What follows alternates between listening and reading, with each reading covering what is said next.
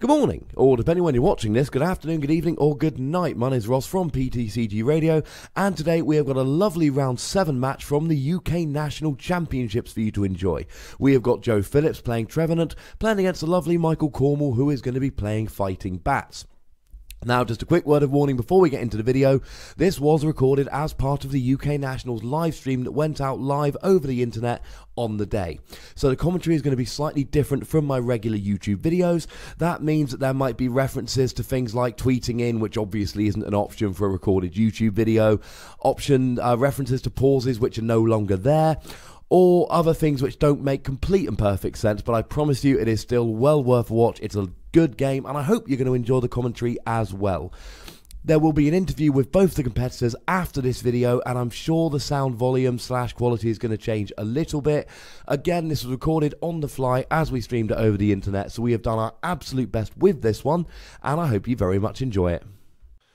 So we've managed to find an interesting game amidst the toad infestation that's happening at Nationals, and trust me, we're going to be back for the top cut tomorrow. It's going to happen.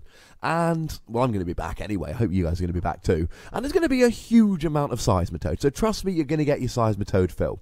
What we have here is two very, very good players with, I believe, they're 5-1 coming into this. So two players who are well on course for cut if they keep going as they are. And we have a Trevenant Shaman on the left with Joe Phillips. And we have a Michael Cornwall on the right with... It's kind of Fighting Bats. Kind of like Landorus Bats, but he's playing 2 Landorus and 4 Hawluch, if I'm informed correctly. So, quite interesting. We've had a good start from Michael here. He's got the basic energy, he's got the muscle band. He's doing quite nicely. Now, he played a repeat ball, so he must only be playing 2 Landorus, and more than that, his second Landorus has got to be prized. Otherwise, he would have used a repeat ball to get a Landorus. Now, one of the problems here is, of course, that and we see a Crushing Hammer from Joe, and it is a Tails. This is going to be a bit of a theme. It's very much like the Seismitoad decks. Joe is going to be trying to get rid of all of his energy here, and Martin is going to be trying to keep his energy and essentially smashing. These Trevenant decks are very much like the Toad decks. Get rid of energy, play lasers, all that good stuff. The Hawluch, unfortunately, is going to do essentially nothing. Now, we see a Battle Compressor coming out here, which is not something we often see played in these Trevenant decks, because you don't really play from the discard very often. However, clearly here he's discarding a Wally, so although he's not playing from the discard, he, like everybody else in the world, is playing VS Seeker. So by playing Battle Compressor to get the Wally in the discard, he's able to then VS Seeker for it later on. And he's going to be able to get rid of cards that he's less likely to be needing. Now, we saw he plays Headringer there. That's going to be key if he can hit a startling Megaphone, of course. And if you missed it, he used the Trainer's Mail to get that. I used the Trainer's Mail to get the Battle Compressor, which, of course, is a card which is just coming out again and again and again lately. It's something which is just... It's going to keep coming out. And he's also getting rid of a Sycamore or Juniper, and this means that he's essentially going to be able to play from the discard in terms of his supporters. He can hit a VS Seeker, and then he's going to have a variety of different supporters that he's going to be looking to use VS Seeker for. And he's also gotten rid of a Xerasic there. Now, Xerasic, quite interesting here. He can use it to get rid of strong energy, etc. But he can also, of course, remember that Xerasic gets rid of special energy or a tool. So he's going to be able to use that to get rid of the muscle band attached to the Landorus, and then pop a Headringer on there, which is going to slow Michael down considerably. So Joe's using a computer search here, and one would presume he's going to go for a Phantom, or he might be going... he's going for the... No, he's getting rid of the laser. I mean, really, he needs a Phantom and he needs a Wally. He wants to get that turn 1 trainer lock. Now, the good news is that Trevenant does resist fighting. The bad news is it's only got 110 HP. So you get a Landorus with a strong energy and a muscle band, and you're doing, 70 damage. Okay, it goes down to 50 with the resistance, but you're still going to be KOing quite quickly. And let's not forget that you can do 30 damage to the bench. Now, I said Hawluch is not going to be terribly useful in this particular matchup. I mean, it's going to be useful, trust me. Unless something goes very wrong, it's going to be useful. What I mean is, it's not going to be useful as his main kind of part of the game, because Joe's going to be attacking with Trevenant. We've seen this Trevenant deck on the stream already today. Michael is not going to be able to take down Trevenant with Hawlucha. What he is going to be able to do is he's going to be able to Lysandre up those Shaman and take them out with Hawlucha. Now we see an Ultra Ball coming down. This has got to be a Phantom, one would imagine. Or is it a Shaman? He's using it to get a Shaman. He needs to get a Phantom out one way or the other, because there we go. He did use the Ultra Ball for a Phantom. He needs to get a Phantom out because he needs to be getting that trainer lock going. In order to get the KO on the Shaman, Michael is going to need a Lysandre, and he's going to need a Muscle Band, and a Strong Energy, and a Fighting Stadium, because it goes through resistance. That is an awful lot to ask for. And here we go, the VS Seeker for the Wally for the turn 1 Trevenant. Oh no, he's gone for the Juniper. And the reason is, there's no point having a turn 1 Trevenant if you can't get it in the active, and he clearly has nothing that he can use to get that Shaman out of the active, at least at the moment. So the Shaman stays in the active, and he is going for... we see another Battle Compressor here. It's slightly surprising he plays this many cards, but you know, he's 5-1, so he's clearly doing something very, very right. So he's getting rid of a few cards, and again, so he seems to be playing a very VS Seeker heavy engine here. And you can see it working. He's now got a Juniper in the discard, he's got a Xerasic in the discard, and he's got a Lysandre in the discard. Now, weirdly, he's getting rid of a Phantom there. I suppose he's already got one, and he's going back in again. What he's doing here is he's thinning his deck. It's not the way most people would play, but essentially he's getting rid of everything he can bear to part with. He doesn't want to get rid of that third Phantom, but he can afford to. He's going to trump card at some point, because the less cards that are in his deck, the more likely he is to draw into stuff he needs. Most prominently, of course, the energy.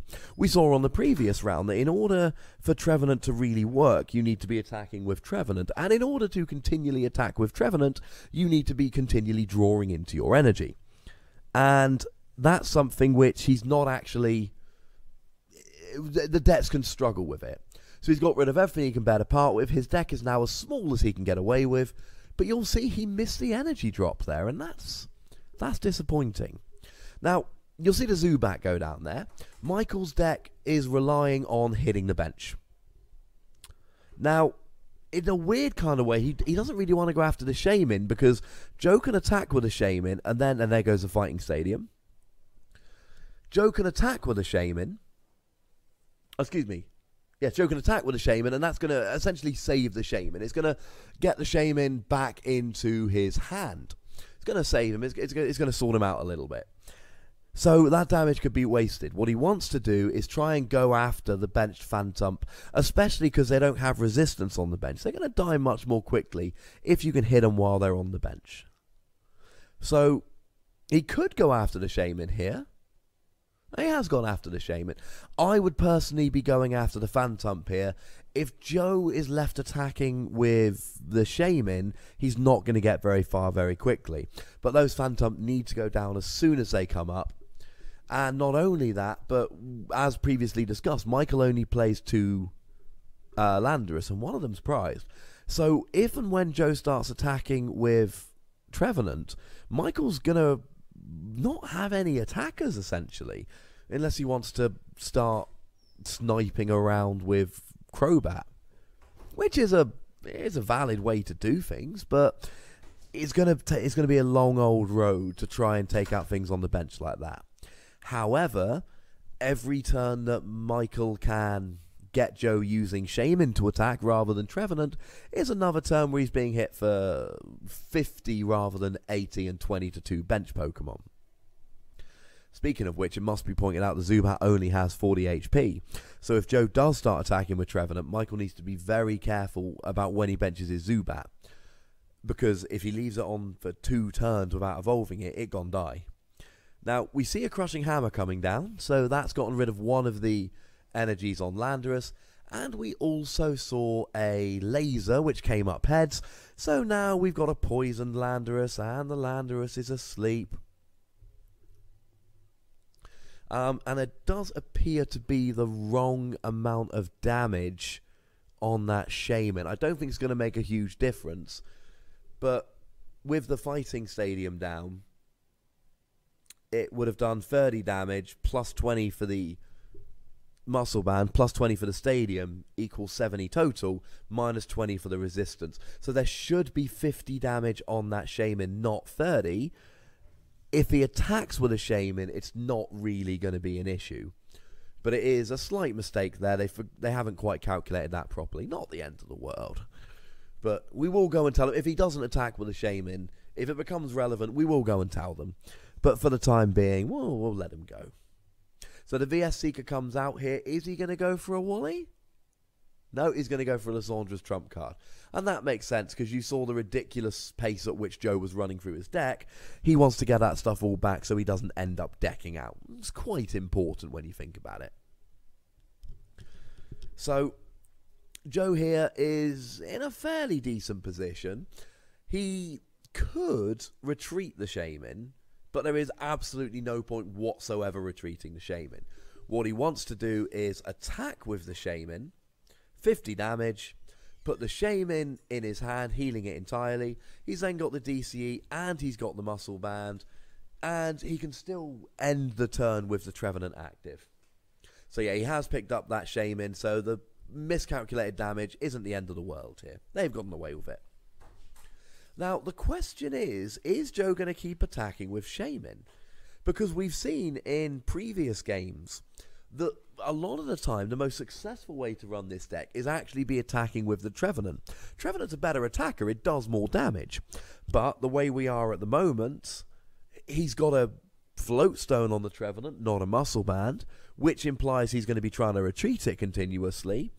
And he hasn't. You know, he put the energy on the Shaman. It might just be that he put the energy on the Shaman because he had to get it out of the active. So we'll see how he goes, if he starts building up the Trevenant or just keeps attacking with the Shaman.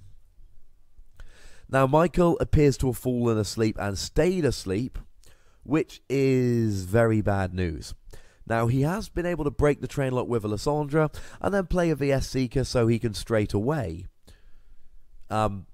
break the train lock again next turn if he likes. But as we've talked about on the stream a few times today, breaking a train lock with Lysandra is far from an ideal situation, because by the time you've broken the train lock, you've used your supporter for the turn. So you're not going to be in a position to actually really take advantage of the fact that you've broken the lock. Not like you would if you had, you know, a bunch of trainers to use and then the supporter. So Michael is clearly an underdog in this game. We would expect Joe to win this, because Joe can stop Michael playing. Having said that, Michael is playing Landorus, Hawluch, Bats. Everyone said that was rubbish. And, well, he's ended up with 5-1 with a good chance of cut, so even if he loses this game, he might be in for a win next round, depending on resistance.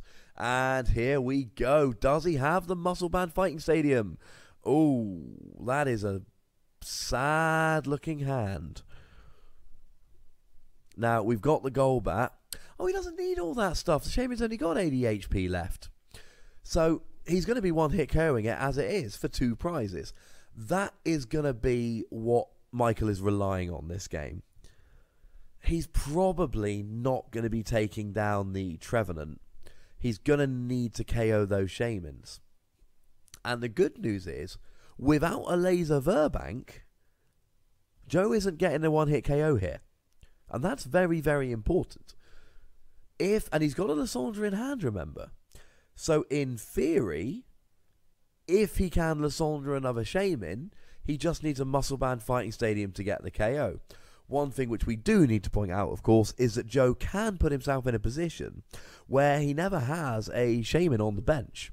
He can quite happily just keep the Phantoms out, keep the Trevenants out, and then every turn, bench Shaman, retreat Trevenant, attack with Shaman, keep it in his hand and keep going. So he can ruin Michael's plan.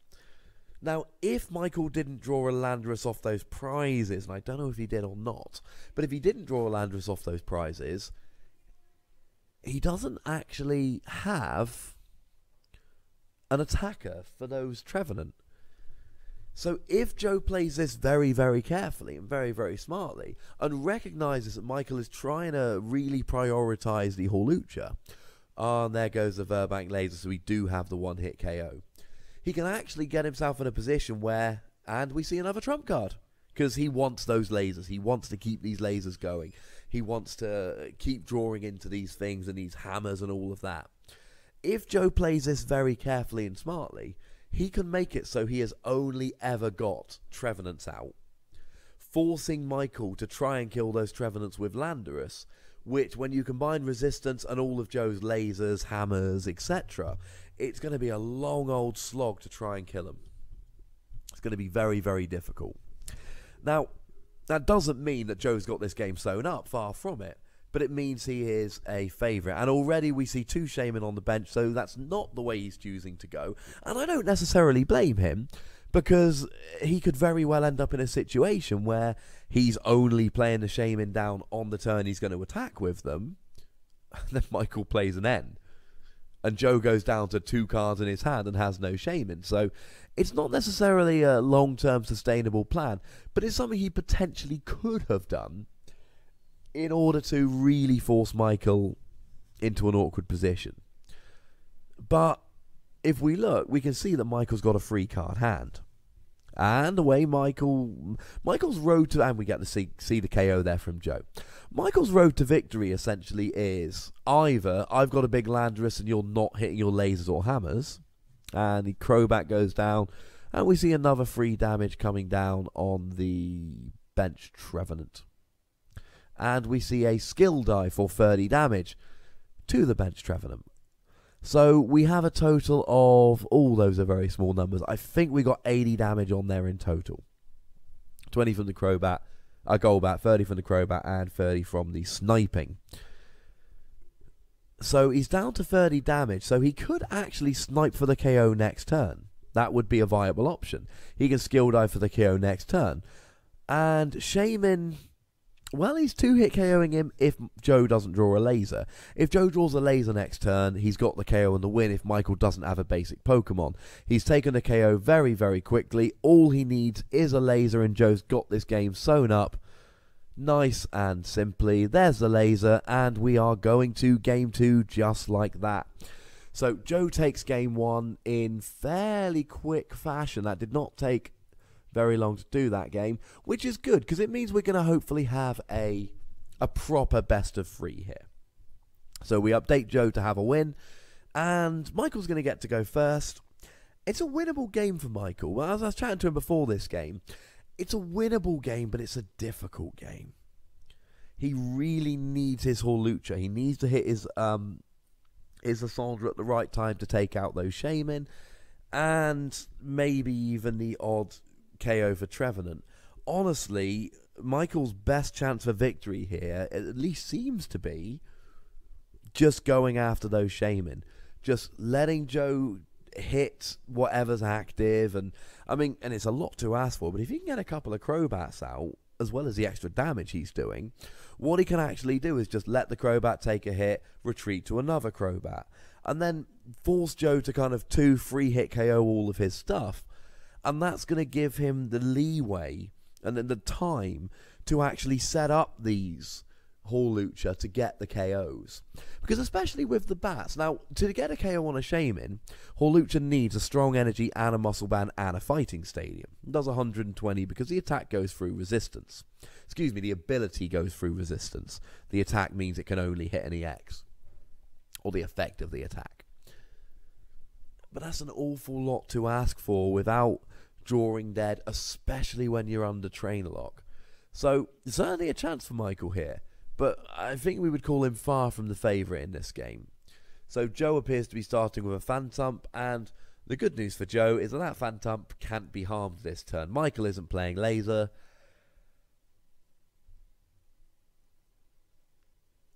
And what that means is that Joe can play a Wally next turn, evolve it straight up, and Michael gets a whopping one turn of trainers. But of course, that's working on the assumption that Michael draws into his trainers. And that is not an assumption we can easily make.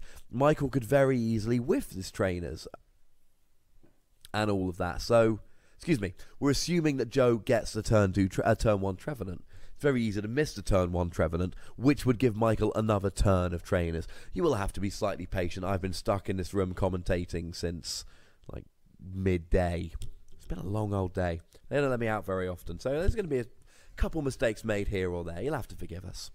Now, the good news is we have a couple of Zubats down, and we have a muscle band on the Landorus. So we've got a decent start here, and again, he's looking for a basic energy, not a strong energy, because, we get a muscle band on the Hawluch. That's going to help.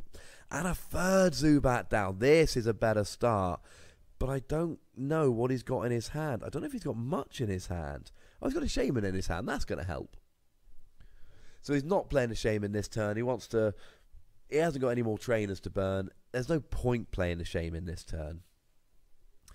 He could have attached a Muscle Band to one of his Zubats. And that would allow him to hit 50 to the active, which is a long shot. I would like to have seen him play that Muscle Band, because although... There's no... Oh, it doesn't look like he's going to get the turn 1 Trevenant and turn 1 Trainer Lock. But it means that it's one more card that if Joe gets a turn 1 Trainer Lock, Michael's going to have to keep in his hand. It's going to be one less card he draws from... It's going to be one less card he draws from his Shaman. Now, we see another Trainer's Mail here. And there's not a huge amount there. We know he's going to be... Well, we presume he's going to be Junipering here, unless he hits a Wally. Oh, and he hits a Wally! So it does look like he is going to get the turn 1 Trainer Lock after all. And that's the real strength of this Trainer's Mail card. I have clearly been underestimating it. The real strength of this Trainer's Mail card is like we see here. Joe needs a turn 1 Wally. His deck becomes exponentially better when he gets that turn 1 Trainer Lock. And by playing Trainer's Mail, it increases the chances of him hitting the turn 1 Wally, and hence increases the chances of the turn 1 Trainer Lock. And we've just seen that here. If there was no Trainer's Mail, we wouldn't be seeing the turn 1 Trainer Lock. Now, the good news for Michael is, this slows Joe down. And these Trevenant players, they essentially have to slow themselves down here in order to actually get rolling. Because by playing a turn 1 Wally, it's kind of like playing a turn 1 Lysandra. You're not drawing a huge amount of extra cards. So it's not an ideal situation in terms of setting up your board, but you're getting the turn 1 Trainer Lock. So it's a trade-off that's worth it. And we see the Ultra Ball coming down here. This will be, I'm presuming that was a Shaman, very quick, but I'm assuming it's going to be a Shaman. He needs to get a Floatstone here as well, and this is going to be a quite redonkulous turn 1. If he can hit a Floatstone DCE, he's got the DCE, and he's gotten rid of the Stadium, and this is what these decks do. And he's drawing 4 cards here. He's got a Headringer for the Landorus, although luckily Michael was able to get the Muscle Band down, and he's got the Floatstone, and he's got the DCE, and he's even going to fin his deck a little bit with his Battle Compressor. And this is a quite monumental turn 1 for Joe. And as much as I said, Wallying for the Trevenant turn 1 kind of slows you down and doesn't give you the card advantage, just as I say that, Joe gives us a wonderful illustration of the strength of Shaman. And the fact that in any other format, when Shaman wasn't around, Joe would have gone, okay, I've got the turn 1 Trevenant, but now I'm not drawing a huge amount of extra cards. Now, however, he's able to play a Shaman and draw a bunch of extra cards as well as getting the turn 1 Trainer Lock. So he gets, not only does he get the attack with Shaman, he gets the turn 1 Trainer Lock, and luckily there was no Muscle Band. I suppose, thank heavens for small mercies, there was no Muscle Band, so we only did 30 damage to the Golbat. And he didn't hit a Crushing Hammer, so I suppose it wasn't the perfect turn 1, but it was pretty damn good. So He's been able to hit the Golbat. Now, is there any scenario in which he gets the KO here in one turn? Now, there is resistance there, so he's doing 30, 40, 50 for a total of 70. Had he hit 2 more Golbats, and that is a lot to ask for, he actually would have been able to get the win that turn. Now, under Trainer Lock, that was incredibly unlikely. Oh, and he even had 1 Ultra Ball in hand. But it was a weird little possibility that he maybe would have been able to pull that off. We will see. So he gets a second Phantom here, and this means that there's going to be no benching him shenanigans after Michael, excuse me, it means that after Joe attacks with a Shaman, Michael's not going to be able to bench him because he's got a lone Trevenant out. So thank heavens for small mercies. But Joe, you still got to put Joe in the driver's seat here. I do find it interesting that he's playing, and I've talked to a lot of people here today. After every round or after every game we stream, I'm running around and talking to people, and partly to find out what people are playing, to see if I can find some interesting games to stream. But I've been talking to people about this Trevenant deck, and people have pretty much exclusively been saying, if you attack with Shaman, you're missing the trick. You're not doing enough damage. Trevenant is a better attacker. And part of my response to that has been, I agree with you entirely, but you need 2 energy attachments to get it working. It's interesting here, then, that Joe's taking the opposite tact. He is clearly attacking with the Shaman. And I don't know if he's even playing any basic Psychic energy, you know. I think he might not be playing basic Psychic, which is how he's got the room to play things like Battle Compressor and to fin his deck and have all these extra tricks. It's certainly a novel take on the idea. It's not the one I would go for, oh, and he goes Xerasic to get rid of, presumably, the strong energy. I disagree with that. Now, essentially, they're both adding 20 extra damage, but don't forget Landorus has that second attack. And Landorus' second attack does 80 damage, or you can discard all the energy and do 150. Now, with the strong energy on, he's now doing 100 damage. Now you drop it down to 80, of course, but because of the resistance. But if Michael has got an energy, and he does, he's going to be able to get the KO on that Trevenant. And not only that, he's going to be able to get the KO on every Trevenant. Well, not every Trevenant yet. He's doing 100 when you take into account the strong energy and the resistance. And he's not trainer locked for a second. He is poisoned and going to die soon, but he's not trainer locked. Joe needs to start getting rid of some of his energies very, very quickly. And he needs to get rid of 2, because if he only gets rid of 1 energy, and we can see that Martin does have an energy in his... Michael does have an energy in his hand, it's going to be very easy for Michael to be able to use another Land's Judgment next turn. The attack that does at least 80 damage. And if he can Land's Judgment turn after turn, he can knock out the Trevenants. And I assure you, a deck which is hitting for 30 or 50 damage a turn with Shaman and doesn't have Trainer Lock, it's not going to win. So Michael here, because he's had a slightly better start and Joe's had a slightly slower start, Michael's in a lovely position here where he's actually able to start knocking out the Trevenants. And it doesn't matter how you're playing the deck, whether you're attacking with Shaman or whether you're attacking with Trevenant. If you KO the Trevenant often enough, they lose a Trainer Lock. And if they lose a Trainer Lock, they lose the game. And this is what Michael needs to be relying on here. He needs to be relying on getting rid of the Trevenant. Don't get me wrong. Here's, I'm going to Lysandre up your Shaman and kill them with Hawluch is a valid strategy. But firstly, Joe can play around it by just benching the Shaman when he needs them. And secondly, that is asking an awful lot from Michael's deck while he's under Trainer Lock. Just so we're clear, Michael has a brother called Martin, who's also a good friend of mine, so I'm going to get his name wrong constantly throughout this. It would be less embarrassing were Martin's wife not sitting right next to me, glaring at me every time I got the name wrong. But hey-ho.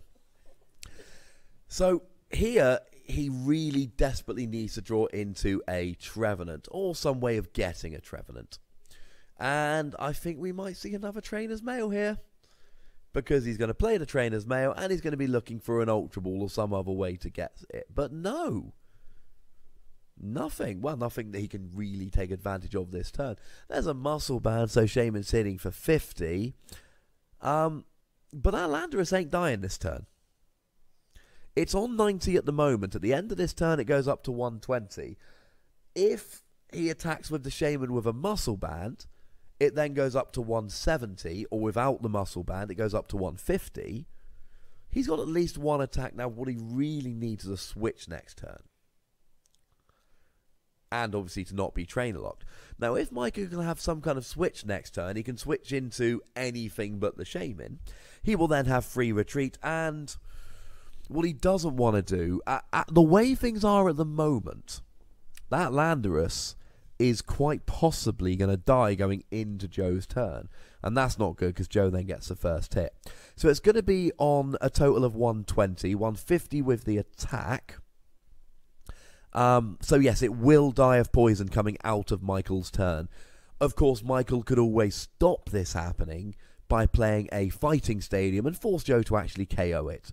So that Muscle Band doesn't really make... No, that Muscle Band does make a difference, I'm sorry, because now the Fighting Stadium won't save him. Now he's on 170 damage, and he's going to die from poison regardless of what stadium's active. So that Muscle Band was quite a big call for Joe there. Oh, we do see a Scoop Up Cyclone there, but that's a very risky... It's not that risky a strategy. No, he needs to use a Scoop Up Cyclone. Because let's not forget that there's only a Phantom active. That Phantom ain't doing much. That Phantom's going to die. It's got 30 HP left. Now it's got a resistance to fighting, so he needs to do a whopping 50 damage. We know he's got a strong energy. We know he's got a Muscle Band. We know he's doing 50 damage. And he's actually chosen to get rid of the Landorus there, which is an interesting call. But it looks like he's actually got game this turn, because he's got the Crobat. And I was so caught up with how to knock out with the attack, there's a much easier way. Oh, he's even got the repeat ball for the double Crobat. That's just mean. One Crobat is now going to do... Oh, sorry, Golbat. So he's going to be able to do 20 damage to the Shaman. He's then going to be able to do 30 damage with the Crobat to KO that. And then he's got the KO with the Hawluch. So Joe did have a much worse game then. He drew a lot worse. But as I said in the previous game, this is far from an auto loss. I put Michael as the underdog here because he is. I mean, when I talk about the underdog and who I think is going to win, the way I basically view it is, if we assume that both decks draw perfectly, who's going to win? And honestly here, if both decks draw perfectly, Joe's going to win. Or indeed, if both decks draw terrible. Well, actually, if both drew terrible, Landorus will do a lot of damage. But if everybody gets their way here, Joe is going to get the win. But as we've seen, and it didn't take long. Michael won that game very, very quickly. Because all it took was just a couple of turns and being able to get all of his bats out. My worry for Michael here is that he had a monstrous turn 1 last game. He got his Landorus out with his Muscle Band, turning off the Head Ringer, which was huge when he started using Land's Judgment. He got 3 Zubats out. And Joe couldn't get rid of all the energy. And that's really what turned the tide. There's nothing to say it's not going to happen again, but I do think, especially with Joe going first here and having the opportunity for turn 1 trainer lock, it's far from a done deal. But I would put Joe as the favourite here. We might even be able to have a decent game 3 here, given that neither of those games took particularly long. And just before we start game 3, does anyone think it's a coincidence we've got like 50 more watchers now we're not doing a Crawdaunt Seismitoad mirror match? I don't think that's a coincidence. Now we see a mulligan from both people here, so nobody's getting any extra cards, but nobody's learning anything from that mulligan. Mulligan on the first turn is quite useful because you get to see their deck, and if you didn't know what they were playing, they'll often give it away. Maybe they'll have their text in there so you can see what they're playing. At this stage, when they've played 2 games, they know what everybody's playing. Michael knows that Joe probably isn't playing basic Psychic and is just going to be attacking with Shaman. And Joe knows that Michael doesn't play many Landorus. At least he should know he doesn't play many Landorus. So if he can just keep his Shaman off the field, he's going to have a much easier time of getting the win here. He also knows that he's going to really need to try and prioritise getting rid of some of this energy of Michael's. So, 1 game all, into game 3, we shall see how this goes. But again, we've had another good game on stream, and we've managed to keep Seismitoad off for 1 more round, so pretty good. I know some of you probably want to see Seismitoad. We've already had it on several games today, and trust me, it's going to come back tomorrow. It's going to happen. So Battle Compressor comes out, and again, he's thinning his deck. He's putting a load of supporters in his discard for VS Seeker, and he's also increasing his chance of hitting a Wally. Let's say he's got 4 Wally in his deck, and we can probably assume he does. That means he's got 4 outs to a Wally. I mean, let's assume he's playing Computer Search 5 outs to a Wally. By putting 1 Wally in the discard, assuming he's playing 4 VS Seeker, which given the Battle Compressors I think is a fair assumption to make. Now instead of having 5 outs, he loses 1 out and gains 4. Because now, if he draws a VS Seeker, it is just as good as drawing a Wally. So now, he's got 8 outs to a Wally rather than 5. So he's increasing his odds of hitting that turn 1 Wally and getting that turn 1 Trainer Lock. And this is what all the best Trevenant decks are actually going to do. They are going to put themselves in a position where, even if they don't get the perfect setup, even if they're not hitting the hammers and not getting enough energy down, they're going to be in a position where you're going to be Trainer Locked basically the whole game. Now, especially if Joe goes for the I'm not leaving my Shaman's bench for any time longer than I need to plan. And we see another Trainer's Mail here. And I'm guessing he's probably going to want that laser. Start getting a bit of damage on the field nice and early. Or indeed a VS Seeker. Hopefully he's got a Phantom, because then he could VS Seeker for the Wally. Unless he's just going to VS Seeker for something like a Juniper. Oh, he's got the Ultra Ball, so yes, there we go. He's going to be able to Ultra Ball to get the Phantom, but then he can VS Seeker for the Wally. Or indeed maybe VS Seeker for a Juniper if he needs to get a few more cards out. Now, it's going to be hard to get the turn 1 Trainer Lock here, especially because he's got to get the Shaman out of the active. But getting the turn 1 Trainer Lock here would be very beneficial, because remember, the only thing, literally the only thing in Michael's deck, other than bats, which take an awfully long time to do it, the only thing that can consistently get rid of those Trevenants is a Landorus. If Joe gets a Trainer Lock early, and we do see the Phantom there, we do get the Wally for the Trevenant. If we see the Trevenant out early enough, that means that Michael's not going to be playing any Muscle Band onto his Landorus.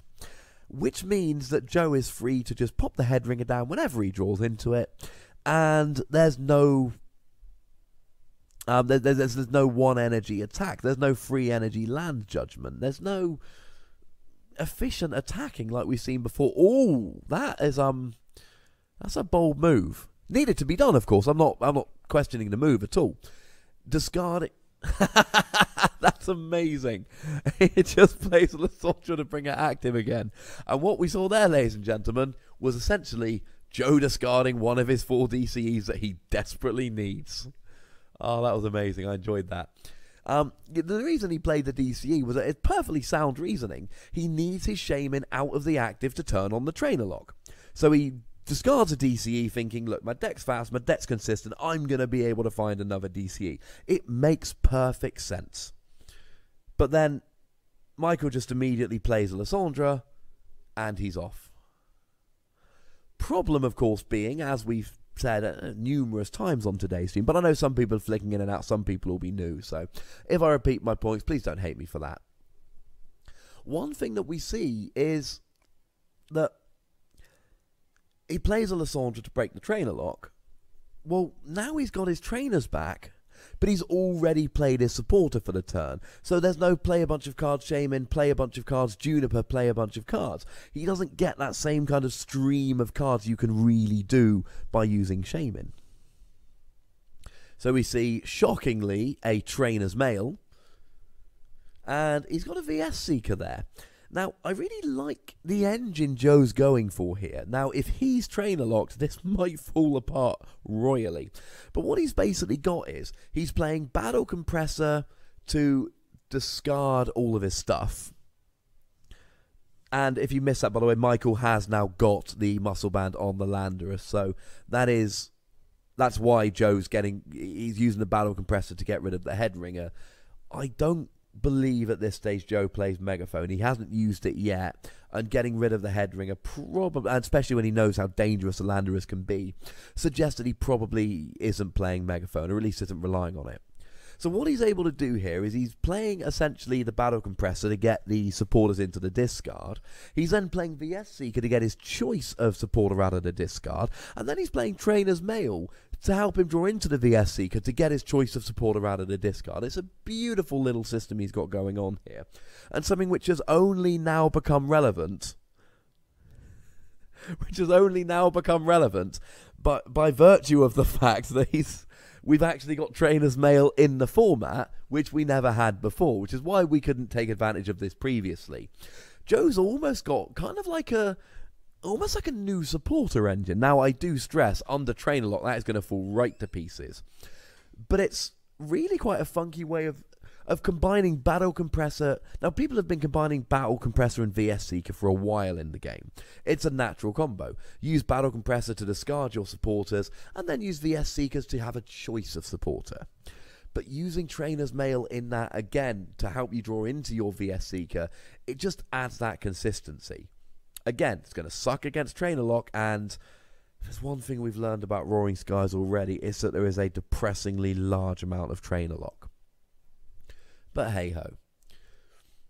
So, luckily for Michael here, there is no Verbank, there is no Laser yet, so Shaman's only going to be hitting for 50. But we're then going to be back into Trainer Lock territory. There's a Floatstone, that's going to go down on the Trevenant.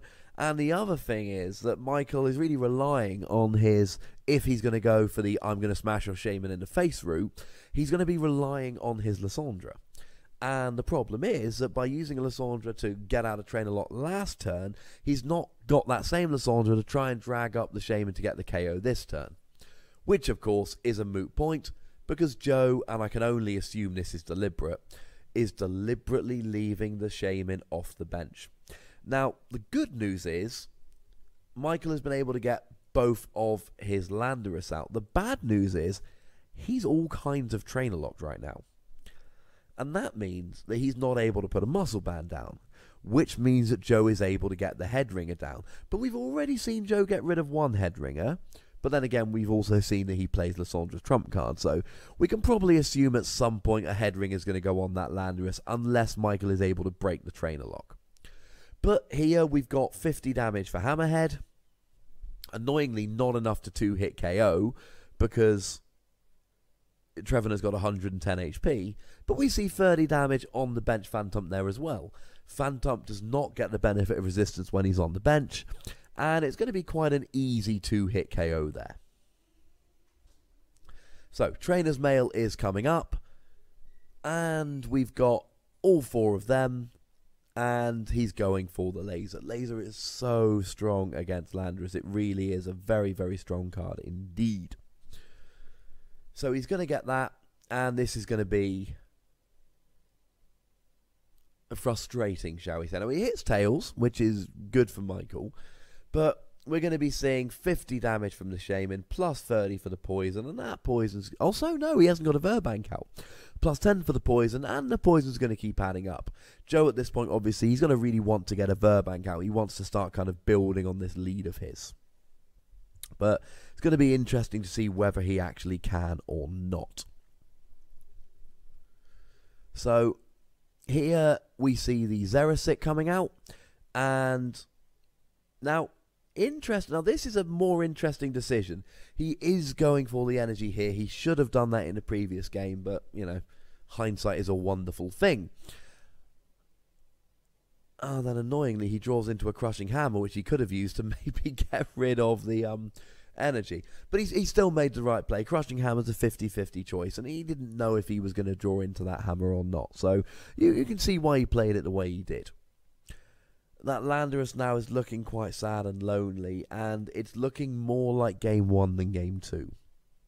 But we've got a couple of Zubats down. So there is a chance of a bit more damage coming out. And if Michael can get, you know, let's say a Golbat and a Strong Energy, he's got a KO on that Trevenant. And yes, I know that Trevenant is just going to give way to one on the bench, but that Trevenant on the bench will then have 60 damage on, which means a decent Hammerhead with, say, a Crobat or something can then KO that. And that's essentially what Michael needs to do here. Game 2, he showed that if he can keep the Trevenants off, he's got a good chance of winning this. But he's going to need to keep the Trevenants off the bench. So he's going to need his Golbat and his Zubat. This turn, he needs a Strong Energy, he needs a Golbat. He'll get the KO on... I won't get the KO.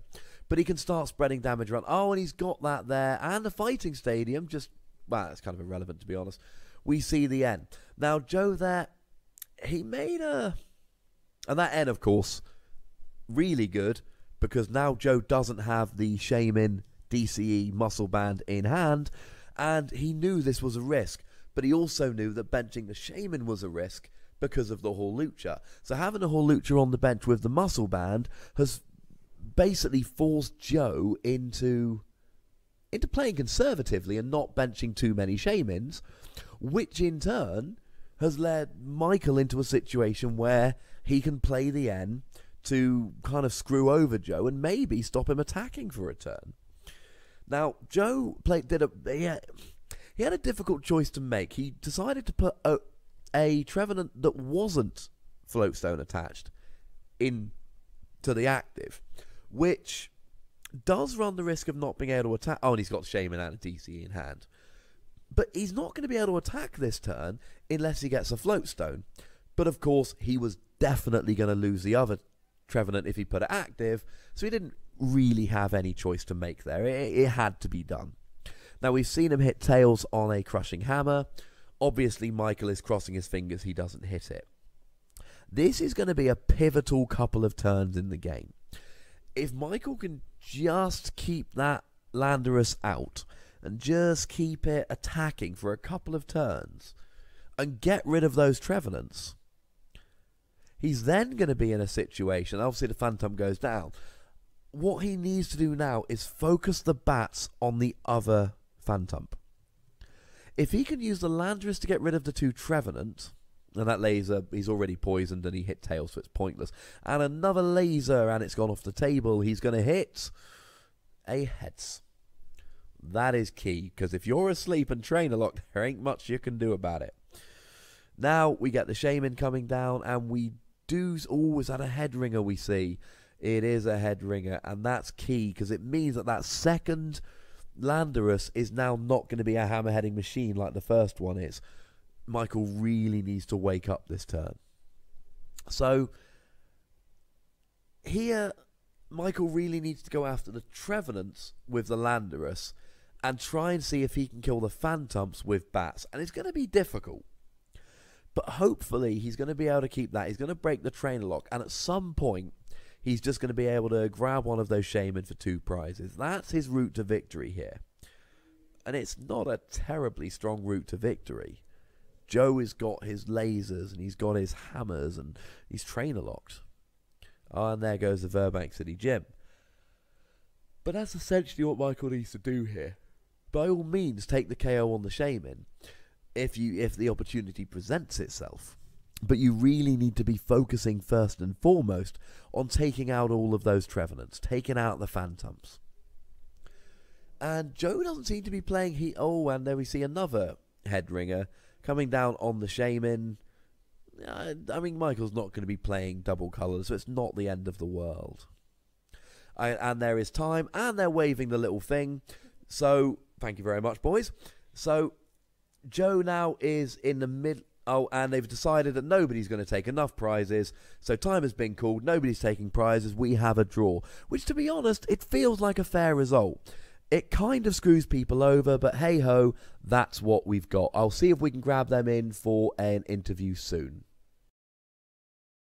Alright, and as has become a little bit of a tradition today, we have welcomed in both the people. We're not like those stuck-up streams that only want to interview winners. We interview losers, and in this game, there were no winners.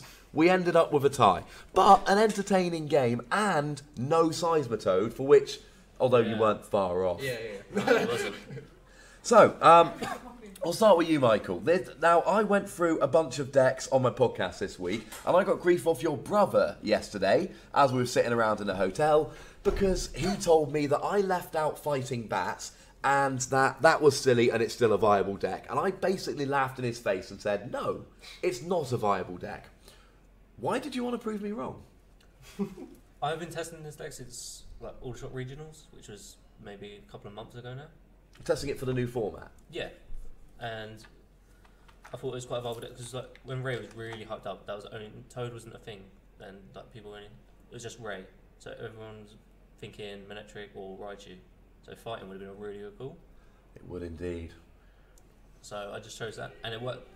Going along through testing and everything, we realised that Hawluch is absolutely broken against Shaman. Yeah. You can Strong Energy, Muscle Bands, Fighting Stadium, and Hawluch just one-shot Shaman, and you just max out all 4 in the deck.